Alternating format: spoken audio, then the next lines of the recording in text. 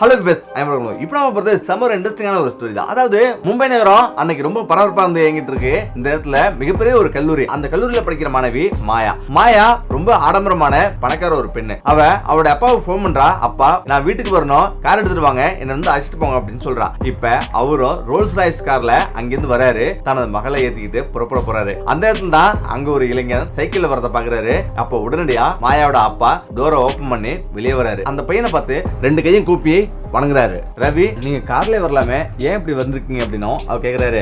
ரவி, நீங்க சொன்னீங்கன்னா காரை வந்து அனுப்புவோம்ல, நீங்க இப்படி சைக்கிள் வந்திருக்கீங்களா அப்படின்னு கேக்குறாரு. இப்ப அவரும் பரவாயில்ல சார் சொல்லிட்டு அவன் போயிடுறான். இப்ப மாயாவோட அப்பா கார்ல ஏறி உட்காராரு. இப்ப மாயாவுக்கு பயங்கர அதிர்ச்சி. யாருப்பா அவன், ஏன்பா அவன்கிட்ட இறங்கி போய் இந்த மாதிரி பேசுனீங்க அப்படின்னும், அவன் யாரு அப்படின்னு எனக்கு தெரிஞ்சவனும் அப்படின்னும் அவங்க சொல்றாங்க. அம்மா நேரம் வரும்போது நான் சொல்றேமா அப்படின்னு அவரு சொல்றாரு. சரி, இந்த கதையில அதுக்கப்புறம் நடந்ததுதான் என்ன அப்படின்றதான் இந்த இடத்துல பாக்குறோம். அன்னைக்கு மும்பை காலையில ரொம்ப அமைதியா இருக்கு. அதாவது மும்பையில காலை 9 மணி ஆகுது. அது மும்பை கோலாபா கடற்கரைக்கு அருகில் இருக்கிற மிகவும் ஆடம்பரமான ஒரு பிரம்மாண்டமான ஒரு கட்டிடம். அந்த கட்டிடத்துல சொந்தக்காரரு பிரகாஷ் ரத்தோர். அவரு அந்த மும்பையிலேயே மிகப்பெரிய பணக்காரர். அதாவது பல்லாயிரம் கோடி கணக்குல பிசினஸ் பண்ணிட்டு இருக்காரு. லட்சக்கணக்கான பேர் வேலை செஞ்சுட்டு இருக்காங்க. அவரது ஒரே மகன் ரவி ரத்தோர் தன்னுடைய அறையில உட்கார்ந்துருக்காரு. அறை மிகவும் ஆடம்பரமான ஒரு அறை. அந்த அறையில அவரு அவருடைய அப்பாவுடைய போட்டோ எடுத்து பார்க்கறாரு. அவருடைய அப்பா சொன்ன சில வரிகள் அவருக்கு ஞாபகத்துக்கு வருது. ரவி, நம்ம எப்பொழுதும் மக்களுடைய யதார்த்தத்தை நம்ம தெரிஞ்சுக்கணும். அதாவது மக்களுடைய யதார்த்தத்தை தெரிஞ்சுக்கணும்னா நமது உண்மையை வந்து மறைச்சாகணும். உண்மையை மறைச்சி எளிமையா வாழ்ந்தா அப்படின்னா மக்களுடைய உண்மையான மனது என்னன்னு நம்ம புரிஞ்சுக்கலாம் அப்படின்னும் அவர் சொல்லிட்டு போனது அவர் ஞாபகத்துக்கு வருது. இந்த இடத்துல தான் அவர் என்ன பண்றாருன்னா, இல்ல நினைச்சு பார்த்தே இருக்காரு. இன்னைக்கு அவருடைய கல்லூரி தொடங்குது. அதாவது மாஸ்டர் டிகிரி பண்றதுக்காக எலைட், அதாவது மும்பையிலேயே மிகப்பெரிய ஒரு கல்லூரியான எலைட் அகாடமில சேர்ந்திருக்காரு. அன்னைக்கு கல்லூரியோட முதல் நாள். இப்ப கல்லூரிக்கு புறப்பட போறாரு. ஆனாலும் ஆடம்பரமான உடை உடுத்தாம மிகவும் எளிமையான ஒரு உடைய கையில வந்து இருக்காரு. அதை அணிஞ்சு பாக்குறாரு. அவன் பார்க்கறதுக்கு ரொம்பவே எளிமையா இருக்கான். இப்ப வேலைக்காரர்களிடமோ டிரைவர்களிடமோ சொல்றான், அதாவது இதுக்கு மேல நான் எளிமையான ஒரு வாழ்க்கை வாழ போறேன், என்னை பத்தி யாருமோ எதுவும் சொல்லக்கூடாது அப்படின்னு அவன் சொல்லிடுறான். இதை பத்தி டிரைவர்கள் வேலைக்காரர்கள் அப்படின்னு எல்லோருமே சரியா அப்படின்னு அவங்க சொல்றாங்க. இப்ப ரவி அவனுடைய முதல் நாள் கல்லூரிக்கு வெளியே வரான். ஒரு சாதாரண சைக்கிள் எடுத்துக்கிட்டு ஓட்டிட்டு வரான். இப்ப அங்க உள்ள வேலைக்காரர்கள் எல்லாமே, ஐயா நீங்க இப்படி சைக்கிள் போறதை விட நீங்க ஒரு கார்ல போலாமே அப்படின்னு கேக்குறாங்க. ஆனா அவனும் பரவாயில்ல, என்னை பத்தி யார்ட்டையும் எதுவும் சொல்ல வேணாம், நான் இப்படி போறேன் அப்படின்றதும் எதுவும் தெரிய வேண்டாம்னு சொல்லிட்டு அவன் சைக்கிள்ல புறப்பட்டு போறான். இப்ப சைக்கிள்ல புறப்பட்டு போகும்போது ஆட்டோ ஓடுறது, பஸ் ஓடுறது, அது மட்டும் இல்லாம டீ கடையில மக்கள் பேசிக்கொள்வது அப்படின்னு அவனுக்கு அந்த வாழ்க்கையில எல்லாமே புதுமையா இருக்கு. இது எல்லாமே பார்த்து ரசிச்சுட்டு அவன் போயிட்டு இருக்கான். இதே நேரத்துல இன்னொரு மும்பை பந்த்ரா பகுதியில பர்மா மஹால் என்ற மிகவும் ஆடம்பரமான ஒரு பங்களா இருக்கு. மிகப்பெரிய அளவுல விளையாட்களும் அங்க தோட்டமும் நிறைஞ்சு மிகப்பெரிய ஒரு பங்களா வந்து இருக்கு. அந்த பங்களாவில ராகேஷ் வர்மா வந்து வாழ்றாரு. ராகேஷ் வர்மாவோட ஒரே மகள் தான் மாயா தனது ஆடம்பரமான சில டிரெஸ்கெல்லாம் எடுத்து உடுத்தி பார்க்கறான். இன்னைக்கு கல்லூரியோட முதல் நாள். அதனால நான் ரொம்ப ஸ்டைலிஷா போகணும், அங்க என்ன விட யாரும் உயர்ந்த ஒரு டிரெஸ் வந்து உடுத்திருக்க கூடாது அப்படின்னு சொல்லிட்டு லண்டன் பாரிஸ்ல இருந்து அவளுடைய துணி தனித்துவமா வடிவமைக்கப்பட்டு கொண்டு வந்திருக்கா. அதுவும் ஒவ்வொரு நூலையும் லட்சக்கணக்கான ரூபாய் செலவு பண்ணி அந்த டிரெஸ் தச்சிருக்காங்க. அந்த டிரெஸ் உடுத்தி பார்க்கறா. இப்ப அவளுடைய அம்மாவிட்ட, அம்மா எப்படிமா டிரெஸ் இருக்கு, என்ன அந்த கல்லூரியிலே எப்படி நடப்பாங்க அப்படின்னு அவ கேக்குறா. அதாவது நீ எந்த ஒரு பிரச்சனையா இருந்தாலும் உங்க அப்பாவோட பேரை சொல்லு, அந்த ஒரு பேரு உன்னை உயர்ந்த நிலைக்கு காட்டும் அப்படின்னு அவ சொல்றா. அதே போல அவளோட தங்கிட்டு போறா, அக்கா அந்த கல்லூரியிலே நீதான் சிறப்பா இருப்ப அப்படின்னு அவ சொல்றா. நம்மளை விட சிறப்பா யாரும் இருக்க கூடாது, அதே போல அந்த கல்லூரியிலே நீதான் முதன்மையா இருக்கணும் அப்படின்னு சொல்லிட்டு அவருடைய தங்க கிருத்திகாவும் சொல்றா. அவருடைய அப்பா ஜவுளி, ரியல் எஸ்டேட் அப்படின்னு மிகப்பெரிய பிசினஸ் பண்ணிட்டு இருக்காரு. அதுவும் இந்தியாவிலேயே 10வது பணக்காரர் தான். பாத்துங்க எவ்வளவு பெரிய பணக்காரர், அந்த அளவுக்கு மிகப்பெரிய அளவுல அவர் பிசினஸ் பண்ணிட்டு இருக்காரு. அவருடைய ஒரே மகள் மாயா அவளும் கல்லூரிக்கு புறப்படுறா. ரோல்ஸ் ராய்ஸ் கார்ல அவ வந்து இறங்குறா. அது மட்டும் இல்லாம 4-5 பாதுகாவலர்கள் அப்படின்னு அவ இறங்கி வரும்போது அந்த கல்லூரியே பிரமிச்சு போகுது. அந்த கல்லூரி பாத்தீங்கன்னா நீங்க ஆச்சரியப்படுற அளவுக்கு பளிங்கு கற்களும் ஒரு 5 ஸ்டார் ஹோட்டல் மாதிரி ஒவ்வொரு அடியுமே வந்து அவ்வளவு அழகா கட்டிச்சிருக்காங்க எலைட் அகாடமி. அந்த அகாடமில பணக்காரர்கள் மட்டுமே படிப்பாங்க. இப்ப அவ கல்லூரிக்கு வரா. அவ கல்லூரியில வந்து அவ ஃப்ரெண்டு ரியா, தானியா, சியா அப்படின்னு அவளுடைய பழைய ஃப்ரெண்ட்ஸுங்களும் அன்னைக்கு சேர்ந்திருக்காங்க. இப்ப எல்லாருமே அவளை வந்து வரவேற்கிறாங்க. அவ சந்தோஷமா அவ வரா.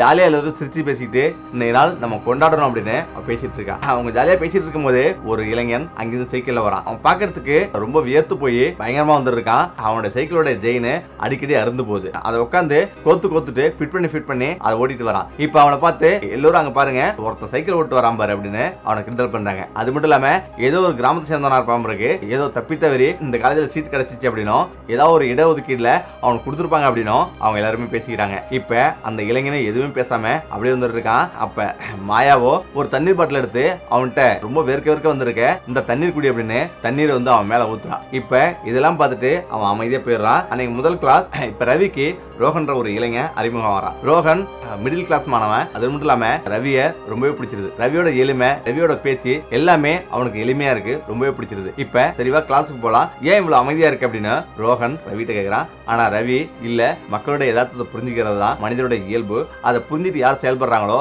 அவங்களுக்கு எந்த ஒரு பின்னுளையும் வரதில்லை, அவங்க வாழ்க்கையில பல மடங்கு முன்னேறலாம் அப்படின்னு அவன் சொல்றான். அவனுடைய வார்த்தை ரோஹனுக்கு ரொம்பவே பிடிச்சிருது.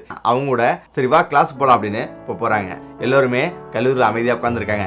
ரவியோ அந்த கிளாஸ்ல பின்னாடி வந்து உட்கார்ந்துருக்கா, அதே போல மாயா முன்னாடி வந்து உட்கார்ந்துருக்காங்க. மாயா திரும்பி பாக்குறா, ரவி அங்க பின்னாடி உட்கார்ந்துருக்கான். அப்ப மாயா சொல்றா, அவன் நம்மளை பார்த்துட்டு பயந்துட்டாம இருக்கு, அதனாலதான் அப்படி வந்து அமைதியா உட்கார்ந்துருக்கான் அப்படின்னு அவங்க சொல்றாங்க. இப்ப ப்ரொஃபசர் வர்றாரு. இப்ப அவங்களுக்கு பாடம் நடத்துறாரு. அதாவது இந்த கல்லூரியில படிக்கிறதுக்கு முதல்ல படிப்பு மட்டும் நம்ம வாழ்க்கைக்கு போதாது, முக்கியமா நம்மளுடைய மனிதர்களை புரிஞ்சுக்கொள்ளணும். அதுதான் உண்மையான வாழ்க்கை. அதை புரிஞ்சு யாரோ ஒருத்தவங்க பிசினஸ் இருந்தாலும் எந்த ஒரு விஷயம் இருந்தாலும் செஞ்சா அவங்க வாழ்க்கையில உயர்ந்து வரலாம் அப்படின்றத அவர் பேசுறாரு. இதையெல்லாம் பின்னாடி ரவி கேட்டுட்டே வந்திருக்கான். ஆனா அடிக்கடி மாயா ரவியை பார்த்து சிரிச்சுட்டே வந்திருக்கான். இப்ப கல்லூரி முடியுது, ஒரு கேம்பஸ் இருக்கு. அந்த கேம்பஸ்ல ரவி உட்கார்ந்துருக்கான். ரவி ஒரு மரத்தடியில வந்து உட்கார்ந்துருக்கான், புக் படிச்சிட்டு இருக்கான். இப்ப மாயா அங்க வரா.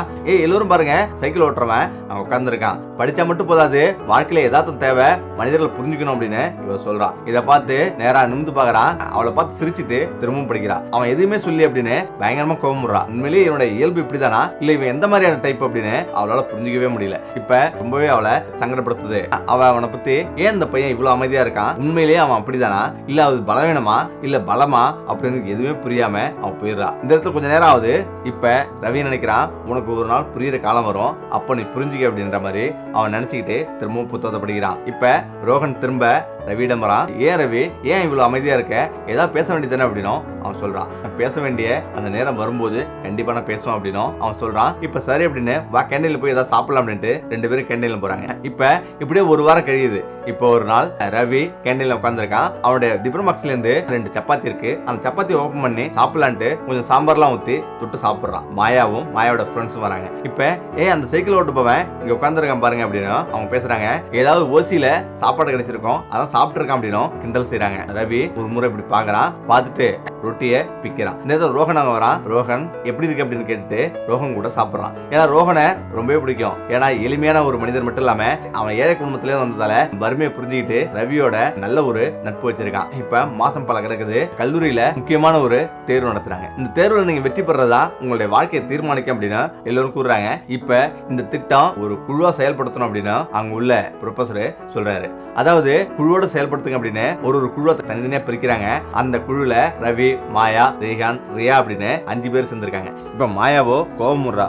அவ ப்ரொஃபசரிடம், இந்த முட்டாள் கூட என்னை எப்படி வந்து கூட்டா சேர்த்தீங்க, இவங்க கூட நான் பண்ண முடியாது அப்படின்னு அவ சொல்றா. ஆனாலும் இது ஒரு குழுவா தான் செயல்படுத்த முடியும், இது ஒரு தனிநபருக்கானது இல்ல அப்படின்னும் ப்ரொஃபசர் சொல்றாரு. ஒன்னா செய்யுங்க அப்படின்னும் அவர் சொல்றாரு. இப்ப அந்த திட்டம் என்னன்னா, ஆசிரியர் சொல்றாரு, மிகப்பெரிய ஒரு ஜவுளி நிறுவனம் ஆரம்பத்துல நல்ல லாபம் சம்பாதிச்சாலும் பிறகு படிப்படியா சரிஞ்சு அந்த நிறுவனம் அதால பத்தாளத்துக்குள்ள போயிடுச்சு. இப்ப அதை வந்து மீட்டு கொண்டு வரணும், எப்படி அப்படின்னு திட்டம் போடுங்க அப்படின்னும் ப்ராஜெக்ட் வந்து கொடுக்குறாங்க. இப்ப அந்த ப்ராஜெக்ட்ல மாயா சொல்றா, நான் தான் இந்த குழுக்கு தலைவி, நான் சொல்றதா நீங்க எல்லாரும் கேட்கணும் அப்படின்னு அவ சொல்றா. நல்ல ஒரு வெளிநாட்டு டிசைனர்களா வரவழைச்சு அங்க மிகப்பெரிய அளவுல டிசைனிங் பண்ணணும், அதை மக்களிடம் கொஞ்சம் போய் சேர்க்கணும். அதுக்கு பிறகு மக்கள் எல்லாருக்கும் பிடிச்ச பிறகு அது மிகப்பெரிய அளவுல நம்ம பெரிய நிறுவனங்களுக்கு வித்துட்டா அந்த சரிவில இருந்து, அதாவது நஷ்டத்துல இருந்து லாபத்தை ஈட்டிடலாம் அப்படின்னும் அவ சொல்றா. இதை கேட்டு ரியா, தானியா எல்லாம் சரின்னு ஒத்துக்கிறாங்க. ஆனா ரவியோ இல்ல, இப்படி இதை பண்ணக்கூடாது, இதுக்கு வந்து வேற வழி இருக்கு அப்படின்னும் அவனோட வழியை சொல்றான். என்னுடைய திட்டத்தை மறுக்கிறதுக்கு நீ யாரு அப்படின்னும் அவ கேட்கிறா. நான் சொல்றது ஒரு நிமிஷம் கேளு அப்படின்னும் அவன் சொல்றான். இந்த மிகப்பெரிய ஜவுளி நிறுவனம் கீழே விழுந்துருச்சு, நஷ்டத்தை சந்திச்சாலும் அதை மீட்டெடுக்கிறதுக்கு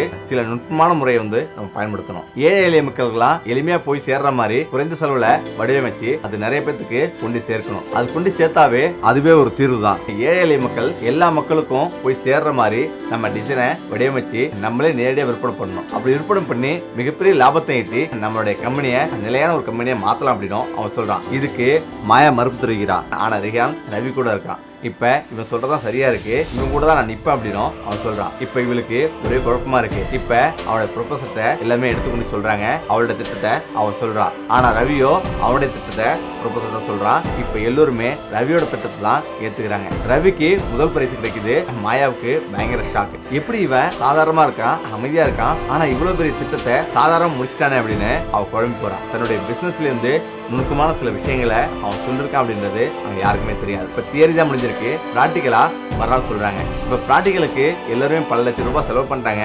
ஆனா ரவியோ எந்த ஒரு செலவும் செய்யல. இப்ப எல்லாருமே அவங்களுடைய பொருளை காட்சிக்கு வச்சிருக்காங்க. இப்ப ரவியும் அவனுடைய பொருளை காட்சிக்கு வச்சிருக்கான். இப்ப அங்க இருக்கிறதுலயே பளபளப்பா இருக்கிறது மாயாவோட பொருட்கள் தான். மாயாவோட பொருட்கள் எல்லாமே நல்ல டிசைனோட நல்ல அழகா வடிவமைச்சிருக்காங்க. ஆனா ரவி டேபிள்ல சில பொருளும் சில அட்டைகள் தான் இருக்கு. இப்ப மாயா எல்லா விஷயத்தையும் பாக்குறா, எல்லா டேபிளையும் பாக்குறா. இப்ப ரவியோட டேபிளையும் பாக்குறா. இப்ப நேரா ரவியிடம் வந்து என்ன இதெல்லாம் இப்பெல்லாம் செஞ்சா யாரும் வாங்குவாங்களா அப்படின்னும் அவ சொல்றா. இந்த அட்டை என்ன குப்பையில இருந்து கொண்டு வந்தியா அப்படின்னும் அவ கேட்கறா. இந்த அட்டையில இருக்கிறது என்னன்னு எல்லாருக்கும் புரியாது, இது இதயத்துல இருந்து எழுதுனது, இதை வாங்க உங்களுக்கு இதயம் தேவை அப்படின்னும் அவன் சொல்றான். அதை எடுத்து பிரிச்சு படிச்சு பாக்குறா. அடுத்த நொடி அவள் கண்கள் ஈரமாவது. அவளுக்கு ஆச்சரியம் தாங்க முடியல. ஏன்னா அப்படியான ஒரு வரிகள் அதுல வந்து எழுதிருக்கு. இப்ப இதுலயும் ரவிக்கு தான் முதல் பரிசு தராங்க, முதலிடம் வரா. இப்ப திரும்ப எல்லோரும் வீட்டுக்கு புறப்படுறாங்க. அன்னைக்கு மறுநாள் எல்லாத்தையும் மாயா யோசிக்கிறா. இவன் சாதாரணமானவன் இல்ல, இவன் எப்படி இந்த அளவுக்கு யோசிக்கிறான் அப்படின்னு நினைச்சிட்டு இருக்கா. இப்ப தன்னுடைய காதலை ரவியிடம் வெளிப்படுத்துறா. ஆனா ரவி எதுவும் பேசாம வெளில போறான். கொஞ்ச நேரத்திலே ரோல்ஸ் ராய்ஸ்ல அவளுடைய அப்பா அங்கிருந்து வராரு. இப்பதான் ரவியை பார்த்து கீழே இறங்கி போயிட்டு, சார் நீங்க சொல்றீங்கன்னா நான் உங்களுக்கு ரோல்ஸ் ராய்ஸ்கார எத்தனைக்காரனும் அனுப்பும் அப்படின்னும் அவர் சொல்றாரு. இதை கேட்டு அதெல்லாம் வேண்டாம் சார், ரொம்ப நன்றி சார்னு சொல்லிட்டு கொஞ்ச நேரம் பேசுறான், திரும்ப போயிடுறான். இப்ப இதை பார்த்து எல்லாமே ஆச்சரியப்படுறா. அவனை பத்தி வீட்டுல வந்து கேட்கறா. அப்பதான் ரவி ஒரு சாதாரண ஆள் கிடையாது, அவன் ஒரு மிகப்பெரிய ஒரு பிசினஸ் மேன். இவருடைய அப்பா எங்களுக்கு மிகப்பெரிய அளவுல ஆர்டர் கொடுத்தாரு, பிசினஸ் கொடுத்தாரு. அதன் மூலயமா தான் படிப்படியா வந்து நான் இந்த அளவுக்கு உயர்ந்து நிக்கிறேன். மும்பை பணக்காரர்களே 2வது 3வது இடத்துல இவர் இருக்காரு அப்படின்னும் ரவியை பத்தி சொல்றா. ஒரு நிமிஷம் பிரமிச்சு போறா. இந்த அளவுக்கு ஒரு பணக்காரன் இவ்வளவு எளிமையா வாழ்ந்திருக்கானே அப்படின்னு அவளால நம்ப முடியல. அவளும் பிரமிச்சு போய் அமர்ந்துடுறா. இப்ப தன்னுடைய எண்ணத்தை அவனுடைய அப்பாவிடம் வெளிப்படுத்துறா. இப்ப மறுநாள் ரவி வீட்டுக்கு எல்லோரும் வராங்க. இதை பார்த்து ரவியும் எளிமையா கீழே இறங்கி வரான். இப்பதான் ரவியிடம் மாயா மன்னிப்பு கேட்கிறா. இப்ப எல்லோருமே சேர்ந்து ரவிக்கும் மாயாவுக்கும் திருமணம் முடிச்சு வைக்கிறாங்க. அவங்களுடைய வாழ்க்கை ரொம்ப சிறப்பா போயிட்டு இருக்கு. ஓகே, நம்மள இந்த வீடியோ பிடிச்சிருக்கிறேன். மீண்டும் அடுத்த சந்திப்போம். நன்றி, வணக்கம்.